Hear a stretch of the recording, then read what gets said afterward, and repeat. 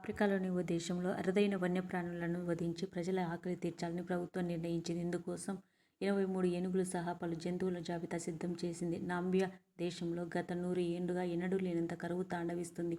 దీనితో ప్రజలు కనీసం కడుపు నిండా ఆహారం తినలేని పరిస్థితి నెలకొంది. దీంతో తాజాగా 700 అరుదైన అడవి జంతువులను వధించి ఆ మాంసాన్ని ప్రజలకు పంచాలని ప్రభుత్వం నిర్ణయించింది. వీటిలో ఏనుగులు, జీబ్రాలు, నీటి గుర్రాలు వంటివి కూడా ఉన్నాయి. ఈ విషయాన్ని ఆ దేశానికి చెందిన పర్యావరణ, అటవీ పర్యాటక మంత్రిత్వ శాఖ వెల్లడించింది. వీటి సంఖ్య అడవుల్లో ఇతర ప్రాంతాల్లో తగినన్ని ఉండటంతో ఈ నిర్ణయం తీసుకున్నట్లు పేర్కొన్నారు. నిపుణులైన వేటగాళ్ల సహాయంతో వీటిని వధించనున్నట్లు ఒక ప్రకటనలో తెలిపారు. నైరుతి ఆఫ్రికా కరువు ప్రాంతాల్లో ప్రజలకు సహాయపడటమే ఈ నిర్ణయం లక్ష్యమని వెల్లడించారు. ఈ ఏడాది కరువు తీవ్రత ఎక్కువగా ఉండడంతో నాంబియాలో జాతీయ అత్యవసర పరిస్థితిని విధించారు. దాదాపు 14 లక్షల మంది ప్రజలు ఆకలితో అలమటిస్తున్నారు. ఈ సంఖ్య మొత్తం దేశ జనాభాలో సగానికి సమానము.